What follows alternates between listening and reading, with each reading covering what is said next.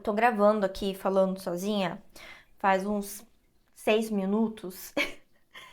Eu tava aqui falando horrores com vocês e eu esqueci de colocar a câmera pra gravar. E curiosamente, o outro vídeo eu comecei falando assim: sabe o que é melhor do que ser louco? É ser louco em conjunto.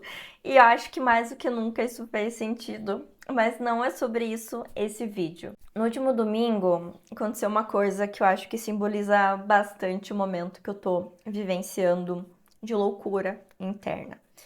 Que vocês sabem que eu tenho um perfeccionismo, barra loucura, barra autismo, altas habilidades, ansiedade, enxaqueca, o DSM inteiro aí. A gente já tá a par de tudo isso, tá? Então não precisa vir me diagnosticar aqui nos comentários, não precisa vir falar assim, você precisa cobrar menos de você, porque eu sei disso, gente, estou na terapia. Se fosse fácil de resolver, eu já tinha resolvido. Estou eu aqui todo dia envolvida nesse propósito. Tenho 31 anos, eu acho que esse momento ainda vai chegar na minha vida. Mas eu queria comentar com vocês que essa questão de esperar o momento perfeito, ter as melhores condições para fazer as coisas, faz algum tempo já que tá me acompanhando. Eu já comentei de algumas resenhas para vocês que eu queria fazer, mas que eu sempre espero que eu tenha todas as informações, que eu esteja 100% preparada para falar, que eu consiga falar sobre todos os aspectos que foram importantes e que importam na minha concepção nessas obras. Só que isso é impossível e daí eu não saio da estaca zero e isso fica me frustrando e vai acumulando, acumulando, acumulando e enfim. E aconteceu uma coisa muito curiosa no último domingo.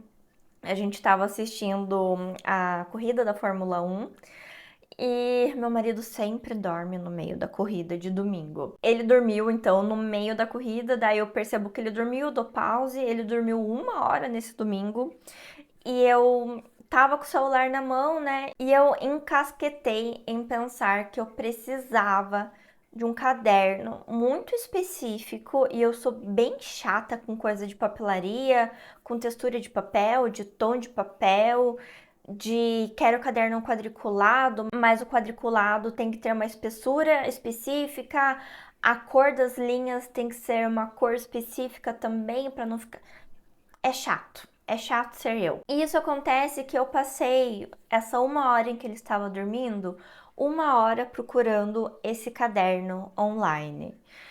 Obviamente eu não achei, depois eu passei ao longo do dia mais 1 hora fazendo essa mesma procura, totalmente desnecessária e claramente eu não achei o caderno.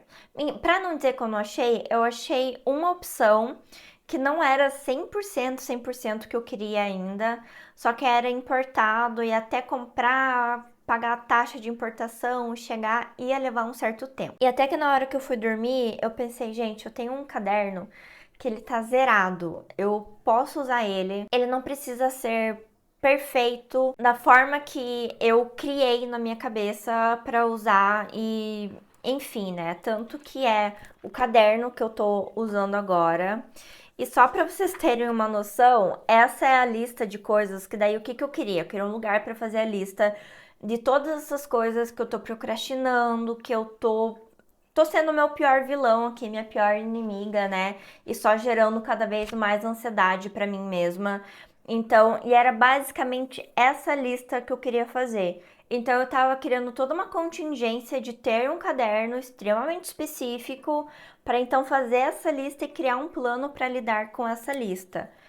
E, gente, é loucura, assim, né? E eu queria conversar um pouquinho com vocês sobre isso, porque normalmente as coisas que eu sinto, vocês sentem ou já sentiram ou vão sentir também em algum momento. Eu sei que por conta do autismo eu tenho uma característica a mais de ser metódica, de querer que as coisas sejam de determinadas formas. E meu marido que eu diga, assim, em relação às coisas da cozinha, por exemplo, assim, que é onde é mais minha responsabilidade, onde eu fico mais tempo. Então, se ele vai fazer alguma coisa diferente, ele fala, tá, mas por que que você faz desse jeito? Eu falo, não, é desse jeito e pronto, sabe? Minha cabeça funciona desse jeito, o meu processo é desse jeito, então não discuta, só faça assim. E muitas vezes não tem um porquê.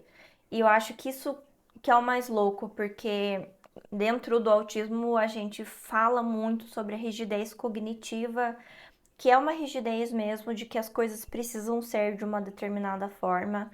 Isso favorece esse perfeccionismo, isso favorece essa procrastinação, porque a gente não sente que tem as ferramentas ou a gente não se sente pronto, né, para lidar com algumas coisas.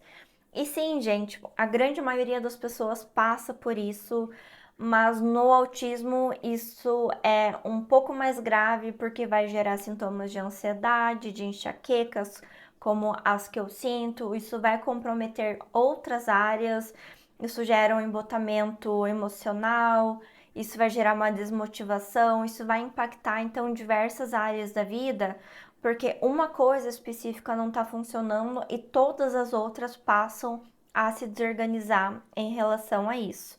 Então, como eu comentei, sim, estou na terapia e eu acho que é muito importante a gente perceber esses padrões que a gente vai estabelecendo. Essa questão do caderno para mim foi assim muito clara, mas eu não estava tão atenta.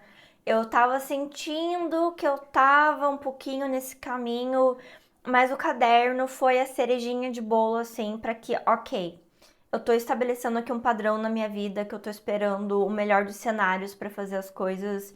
E quando você para pensar, você vê que isso está em diversas outras áreas da tua vida. Então, eu acho que vale um minutinho de reflexão aí do outro lado dessa tela.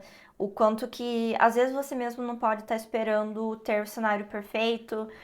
Eu passei muito sobre isso também com a questão da corrida, que eu acabei não indo mais correr, porque eu queria ter uma calça que fosse mais confortável. Sim, o conforto é importante, mas eu queria que tivesse uma calça que eu conseguisse colocar garrafa, e daí tinha que ser a garrafa que não vazasse.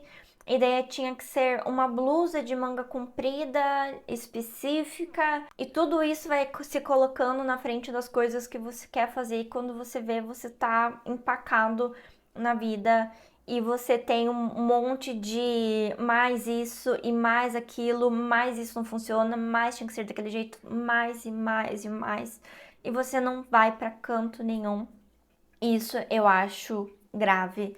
Isso que a gente fala, então, dessa rigidez cognitiva, que idealmente não deveria ser assim na vida de ninguém. Se você é neurodivergente, normalmente isso é ainda mais presente. Na terapia, a gente faz um exercício muito grande de quebrar essas rigidez e a forma com que elas apresentam.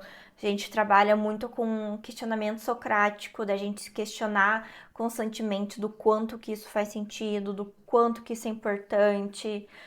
E, enfim, eu acho que estar casada também com meu marido me ajuda bastante. Ele é uma pessoa extremamente racional e lógica. Então, ele, apesar de ser também neurodivergente, muitas vezes ele me questiona. E quando eu não sei explicar especificamente, é o momento que eu sei que, OK, talvez isso daqui realmente não faça tanto sentido, porque se eu não consigo explicar o porquê disso ser assim, ou porquê disso para mim ser importante dessa forma, ou porque eu preciso romper essa barreira para fazer determinada coisa, talvez porque eu esteja criando uma barreira que eu não precisava estar criando. Pense então nas barreiras que às vezes vocês estão criando para vocês e que às vezes a gente não precisa.